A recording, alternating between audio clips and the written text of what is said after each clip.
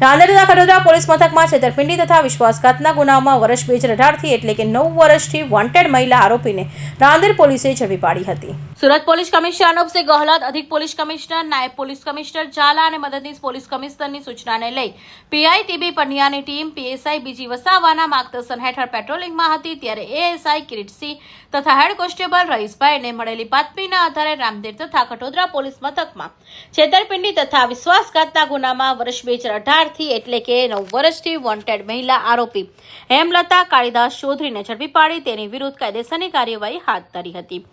સુરત શહેરના માનનીય police commissioner Shri Anupamsinh Gehlot sir દ્વારા ભૂતકાળમાં ગુનો કરી ભાગતા ફરતા આરોપીઓને પકડી પાડવા માટે વારંવાર સૂચના આપવામાં આવેલી છે અને એ દિશામાં સુરત શહેર પોલીસની વિવિધ ટીમો સતત કાર્યરત છે।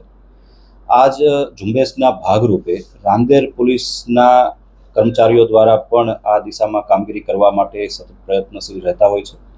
તે અનુસંધાને ડી સ્ટાફના કોન્સ્ટેબલને એક બાતમી મળેલી।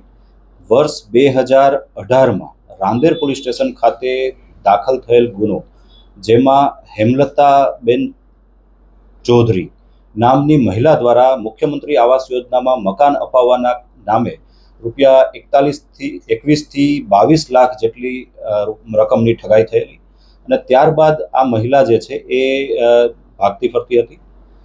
તેની બાતમી મળતા વિવિધ ટેકનિકલ ઇન્ટેલિજન્સની અને એનાલિસિસના આધારે આ આરોપીની ધરપકડ કરવામાં આવેલ છે, જેની ધરપકડ કરી પૂછપરછ સહિતની આગળની કાર્યવાહી ચાલુ છે। આ મહિલા ભૂતકાળમાં પુણા તેમજ ખડોદરા પોલીસ સ્ટેશનમાં પણ 2017ના વર્ષમાં આ અલગ અલગ બાબતોમાં ઠગાઈના ગુનામાં ભાગરૂપે રહી ચૂકેલી છે।